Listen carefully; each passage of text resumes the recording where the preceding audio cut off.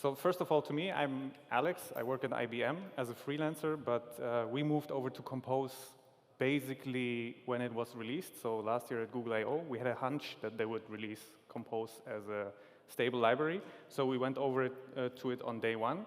And this was how it looked before we went over to move everything to Jetpack Compose. So we had a single activity, as Google recommends. We had fragments in it.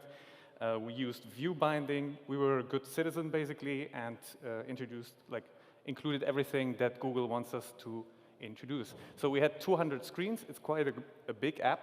And now the question is, how do you move this to Compose? And what we did is we figured out that if you just move everything over at once, you will be 3 months without a release, 6 months without a release. You cannot do this. You have to add new features. So how do you do it? Our idea was to basically go from this, which was a typical fragment in our architecture. So you can see the view binding at the top. Very classic setup in OnView created. And we moved it over to this. So we took the fragment and then basically just added a special view that we call, in this case, it's called our Compose view, but actually, of course, it's called something else. And in there, we set our theme, and we create like a nice place for our composables to live, and set some composition local providers, and then render the content. So this worked really well. We took all the fragments and basically moved all of them one by one to Compose. And in between, we could just release, and there were no issues with this. And now we're at the stage where everything is moved 100% to Jetpack Compose, at least from the UI perspective. And this is basically what the app looks like, or looked like. So with the single activity, all the fragments, every fragment has Jetpack Compose inside. Pretty nice. But now, we would like to go from this stage to a different stage. But first of all, who's already using Jetpack Compose? All right. And who's more or less doing this? Oh, interesting. Way less than I thought. So I'm really interested in how the other guys did it. If you didn't start from pure Jetpack Compose already, because that's kind of a different thing. So we would like to go from this to this.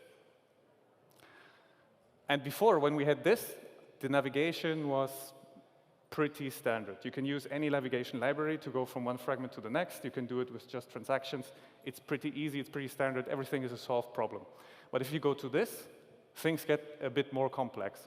Because now you have a single activity, and inside there's the Jetpack Compose views.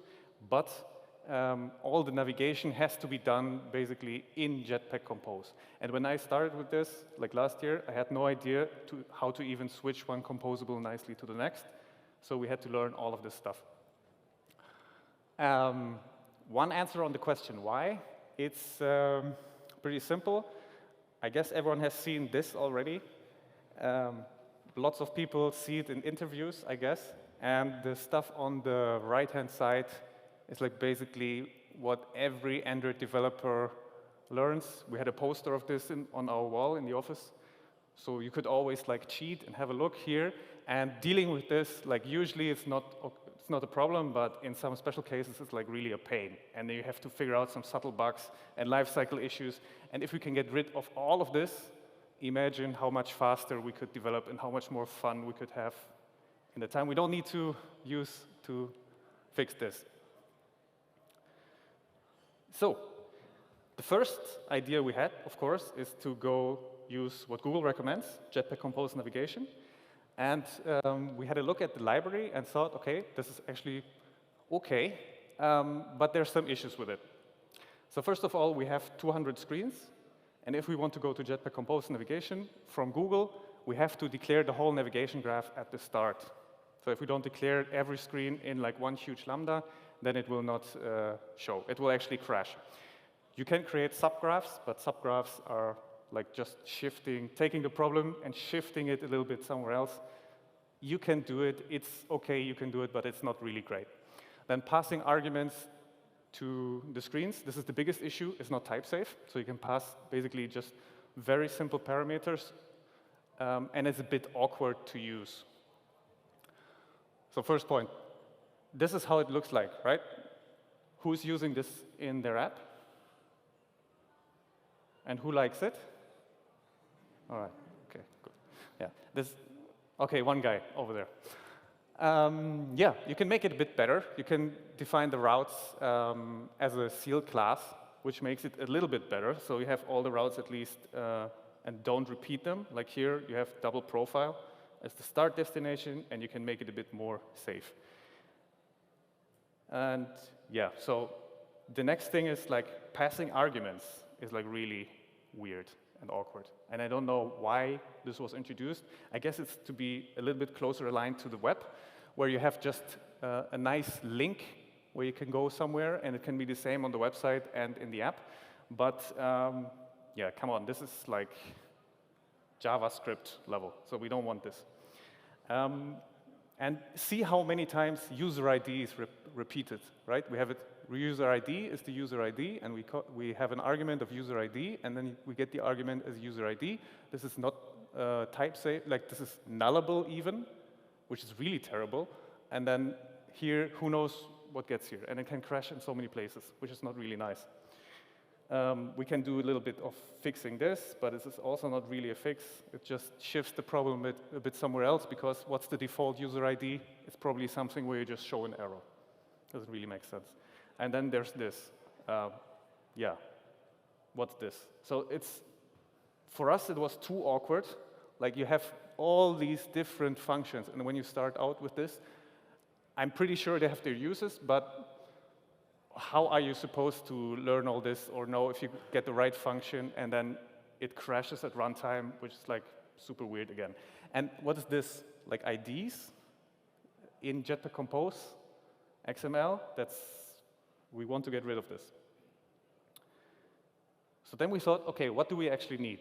We just need to define a screen, the parameters and how to render it, and some way of showing it on the backstack, so going further and back.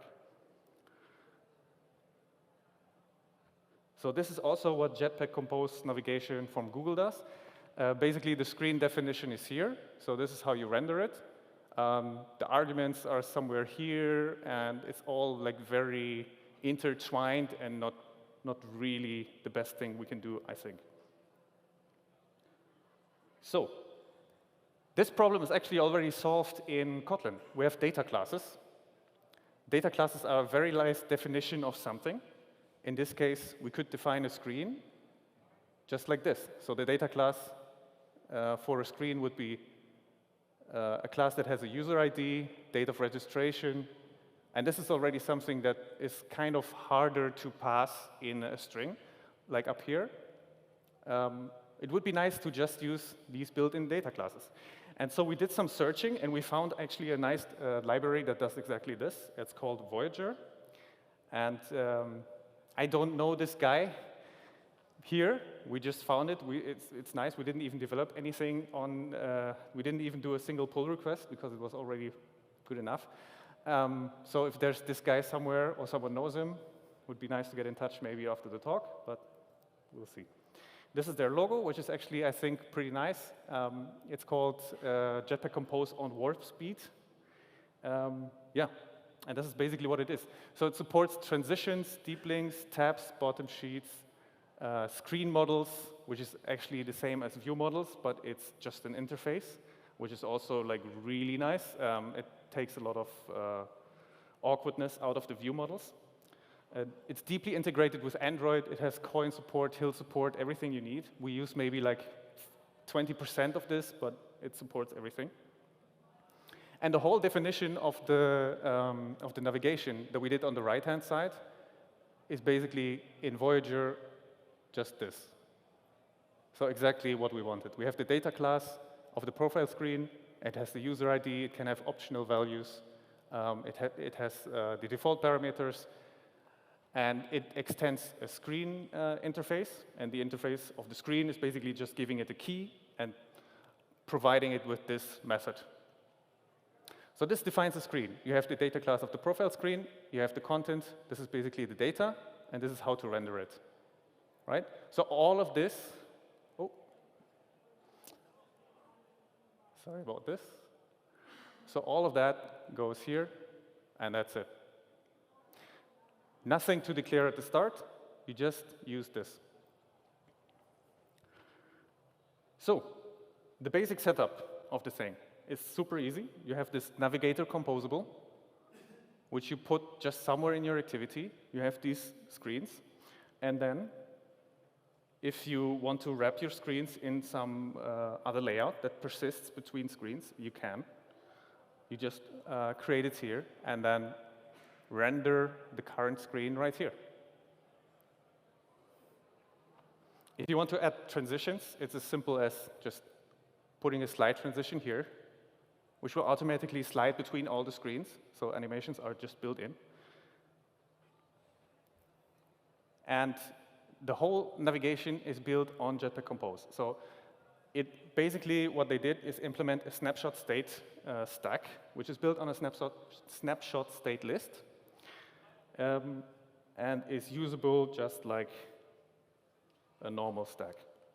So you can push stuff on it, you can pop on it. This is actually directly from their documentation, so it's like with nice emojis, and you can push and pop stuff on it, and this is all then updates the screen basically right when you work on this stack.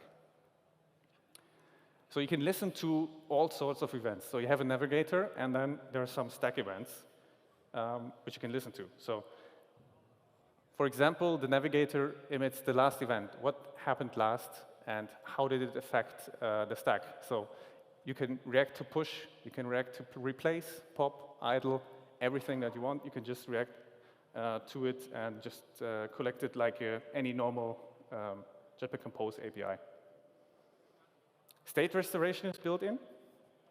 So every screen is serializable. Screens can be data classes, even objects. And the identity of a screen is provided by a key. So if you use a data class, the key is already created for you basically by Kotlin itself, because you can just use the toString method, and the screen will be identified on all the parameters that it has. And everything is persisted automatically. So all of this basically works. Screen model, really short, is because Voyager also works in multi-platform.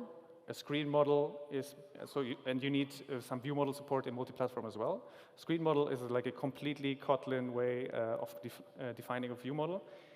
And as I said, it's just an interface. So basically you can see where they copied all the, where they got the inspiration from. So it works exactly as a view model, but it's just an interface, which makes it way nicer. And so how do you get this screen model? So if you have a screen model defined like this, you can just get it in the same way as you would get a view model, but this remember screen model will only work inside of a screen, and it will automatically attach to the life cycle of the screen. So it works the same way as a view model, but you cannot misuse this by using it outside of a screen, because this is an extension of the screen interface. All right. So because it's always nice to do live coding, I have prepared some examples how we use this.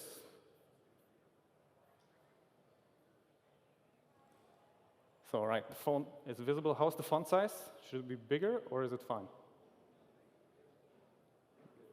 Good. So first of all, here we have the simple navigator inside of an activity. As I showed before, you define the first screen that you want to launch on the navigator, which in this case is the simple emoji screen. So if we run this, you'll see it's just a screen which has a next button. All right. And if I press the next button, we will go to the next screen.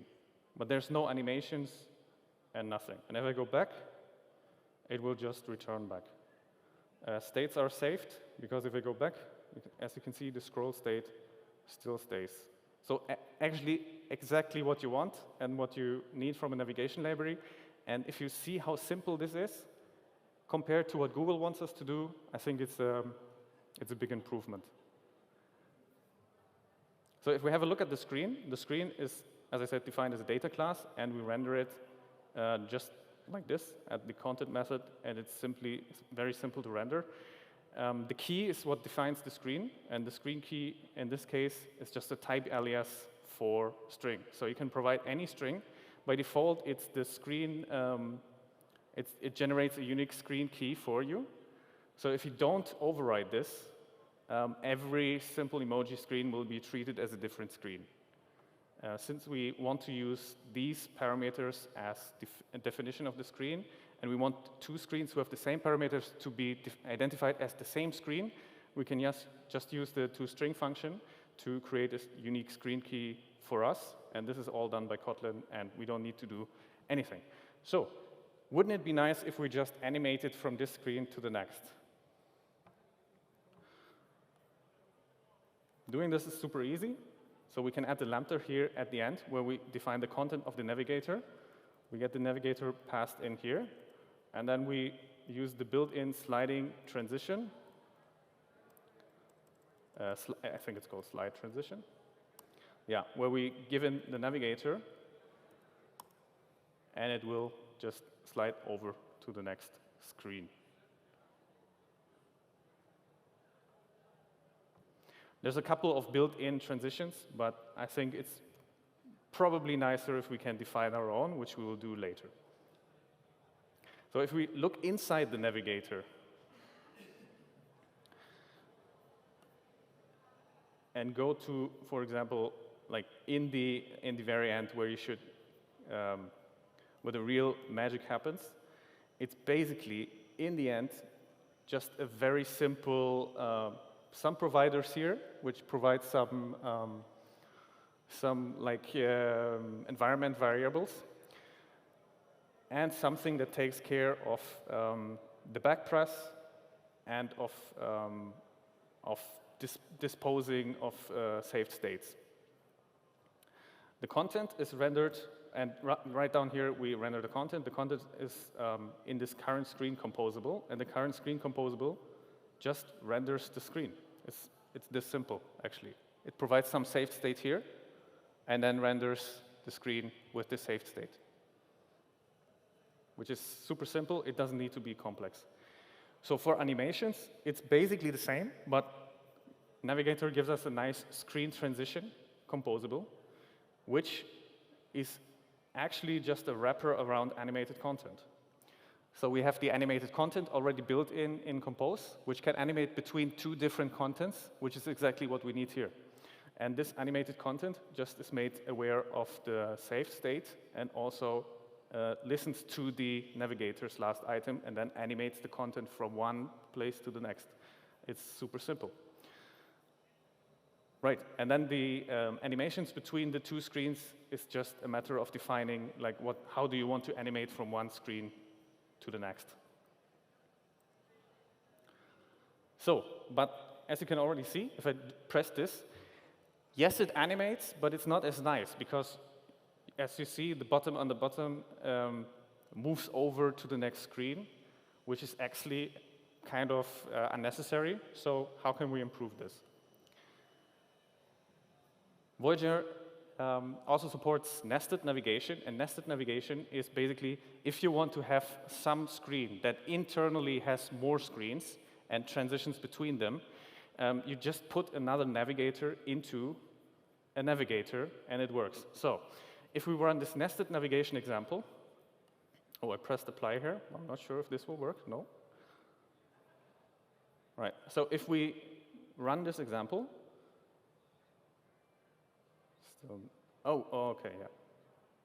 Sorry about this.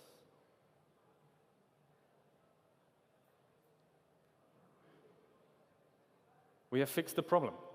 So now what happens is we have wrapped two screens into each other. So we have the bottom wrapper screen is pushed on the first navigator, which is our root navigator, and the bottom wrapper screen is basically just a screen that takes as a parameter a screen and renders a navigator. So you can basically do an infinite regression of screens if you would want to do this, but you shouldn't probably do it because of performance reasons. But this is how you can easily wrap screens into each other and provide persistent UI that doesn't animate between screens.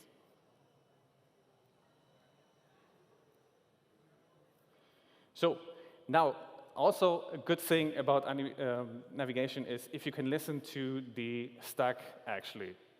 So if you want to react on stack changes, for example, if we go to the next screen here, wouldn't it be nice if we could also show a button to go back to the previous screen, but only if we are on the next screen already? So how would we do this? So the way we can do it is actually getting the local navigator is just a composition local, so we can get the local navigator here, which will always take the next navigator that's available. That's the closest in the navigation hierarchy, and then we can react on it. So we can see, like, the navigator provides a method that's called canPop. And canPop means there's a screen that we can remove from the stack. So if a canPop is true, we can actually go back in this navigator, and it wouldn't propagate to the next level up. So if canPop is true, and the good thing about canPop is, yes, it's defined in the stack interface as a Boolean, but in the actual implementation, we have a state here. So it exposes a Boolean, but this Boolean is actually live. So we can listen to it, so we can react on the stack change super easily. So what we do here is, if the navigator can't go back, we will provide a go back function to this button scaffold. And if this function is not null, then we can show another button and users can press on it. So if we run this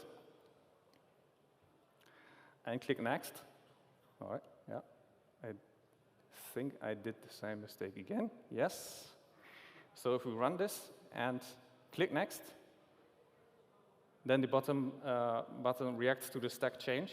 Because it knows now we can pop and go back to the screen, to the previous screen, we can provide a back lambda. And this is really nice if you want to have the UI adapt to some changes on the stack. And as you can see on the top, there's also a title that reacts just to the stack.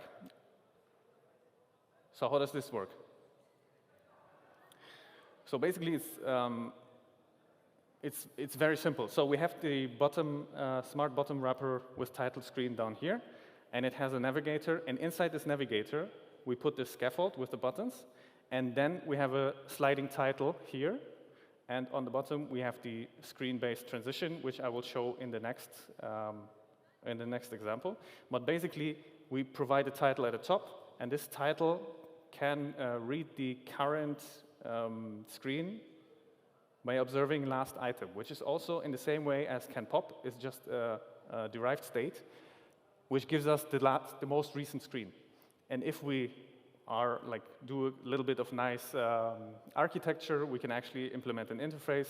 This one is called hasTitle, which we implemented ourselves, which basically just means this screen provides a title, which we can then render at the top. Right? So we get the current title from the last item, which will all automatically update, and then update in this sliding title composable the title at the top. So from these simple building blocks, you can build very complex things. And because everything is like very, very simple on the bottom layer and easy to understand, the navigator is super simple. It's just a stack and some animated content. It's really easy to deal with this stuff. Right. So now every screen has the same transition, which is nice, but this is just something that works in a very simple example app and not in a production app. So not every screen will have the same animations between each other. So what we need is actually somehow we need to define the transitions based on which screen is shown. Because if you want to show a modal, for example, so a screen that comes up from the bottom or a bottom sheet, then you would have to do this, and you don't want to observe the stack and see if there's like a modal screen or something else. You want to have this as automatic as you can do. So this is also very simple to do. Actually, you just need to define the screen, and then we have an interface. We have added an interface, which you can just delegate to by property delegation. So how does this work? We have created an interface which can create the screen transition for us. And if we implement this interface, we can actually define a couple of transitions just by implementing this interface. So for example, the modal transition will just run a different animation than some other transition. For example,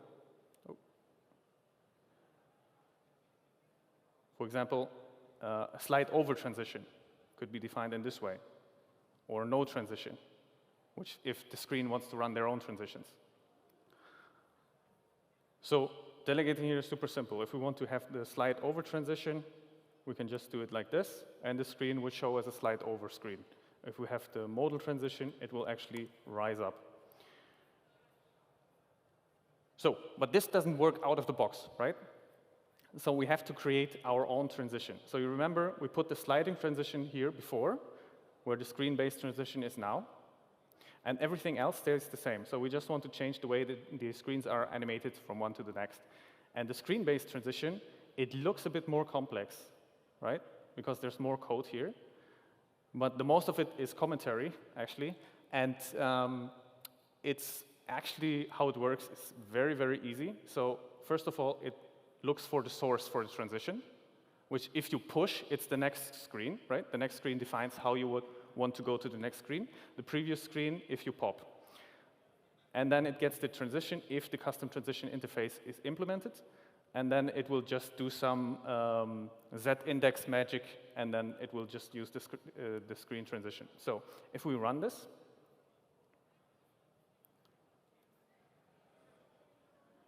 we can actually click this button, and there will be a modal rising up, right? If we go next, this is the default transition.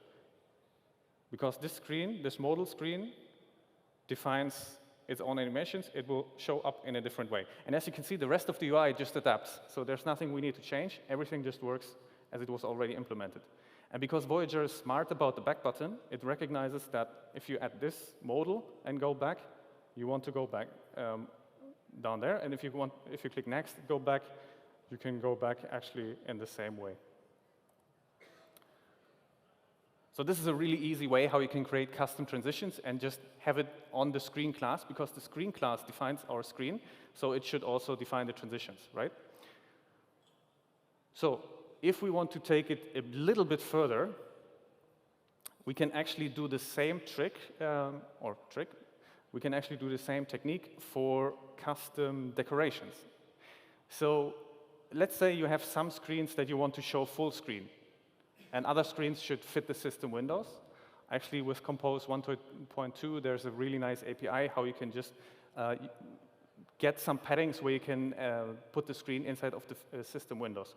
But if we want to sometimes show a full screen, we can actually put the whole activity into full screen mode. Then we add some, in the same way as we added transitions, we add some interface to the screen that shows, fits it in the system windows or shows it full screen. And then we can do tricks where we click this and get a full screen content. And as you can see on the top, the clock is white text here because it's a blue background. And if we make it full screen, because it has a white background now, it will change the color over to dark. And if you construct the app like this, then it's like really easy to switch over between full screen and non-full screen screens. Actually, we did this in the same way. So if we go to the custom screen decoration, it basically just tells Compose or Voyager, right? We have a decoration here, so we want to render the decoration first, and then internally we want, or inside of this, we want to render the content. And we have to, of course, make Voyager a little bit aware of this, but this is actually really easy, and it's just happening up here. So where we define the content for the screen transition, and we just look if it has a decoration, and if it has a decoration, we render the decoration and then the content of the screen. Right? And if it doesn't have a decoration defined, then we just use a custom decoration, which fits system windows. So if there's no decoration defined, it should still have like a default behavior that really works nicely. So the fit system windows ones is like defining a lot of magic, but this is basically just to get the system bar padding, navigation bar padding, and put the screen inside of this. And if you contrast this with the full screen one, it's a bit more simple. because it will just show the content inside of the decoration. Like, it's basically like if you would have no decoration. Right, so if you keep so what I mean is, like, if you keep building on a simple navigator structure, you can build very complex and really very versatile techniques on showing screens, which actually just are really easy to understand with like 20, 30 minutes of code reading instead of doing really complex things where you check out Stack Overflow for how Jetpack Compose Navigation works. And yeah, so I think this is really nice. So for the last thing, actually, if you really want to take it really far, we took it to getting type-safe screen results. So we had the problem before that if you have a fragment and you launch it, and you want to get a lambda triggered when the fragment closes. So for example, you show a dialog, and then you want to know if the user clicked OK or abort, and you want to have this persisted between screen rotations or state restoration. A lot of people, or a lot of times it works really badly because people just pass a lambda to the fragment, and then on state restoration, this lambda gets lost. So we actually came up with a way of creating type-safe screen results. And it's a bit more complex than the rest, but basically, if you open a form here, and then type something here, and go back, we can listen in Compose for the screen result, and it's just working. Yeah, it's very simple to listen to it. So we just create a screen result launcher and see the next screen, like get the result from the next screen like this. And I think we're kind of running out of time. So we can have a really short look into this, and then we'll see how far we get there, so to leave some time for questions. So I think everyone knows how we launch new activities for result. We create something like an activity result contract, and we basically build something similar for Voyager. So first of all, we need to define a screen result. And the screen result, we just say, needs to be something that can be stored in the bundle, so something that's parcelable, super easy. And then we have to have a way of marking a screen as something that sets a result. So we created another interface where we say, OK, it has to be a screen, and also it can provide a result, and you have to give the result type, right? So let's see where we're implementing this. So the second screen that I open here, this form, is actually this screen. And we tell it to be a screen that can return a result. We have to define the result, which is just a message. And then when we set the result, when the screen is closed, we want to set result, and we call this extension function to set the screen result, and this extension function is an extension on a screen with a result with a specific type. So this screen here can only set its own result as a screen result, right? You cannot mess up here, because this is so rigidly defined by the type system that you cannot put a result here that wouldn't be able to be parsed by the launcher, right? So you can only pass this result. If I put just the message here, it will tell us, no, you cannot do this. Please wrap it in a result, right? So we have type safety from this side. We can only pass results back that we explicitly told everyone that we can return. From the other side, launching it, we create something that's called a screen result launcher, which is also very rigidly defined. So we tell it we can open a screen, and this one has to have a screen result. And because of all Kotlin type-safe functionality, we can tell it exactly that this screen has to be a screen with a screen result of this specific type. And the rest is basically just listening to the backstack, putting the result into a view model or maybe an object that lives a bit longer. But the nice thing about the view model is that you can just add a saved state handle, and so you can persist your screen results between state restoration, and then putting everything together and storing the result in this view model, getting the result out by writing something that listens to this screen result view model and returning the result. And then if we wire it up in the way that we did here, we just get the message updated in this state where we get the message from the next screen. And that's it. I think we got 5 minutes for questions. but first of all, I want to thank you all. This has been my first talk on DroidCon. I was pretty nervous, but yeah, thank you for listening.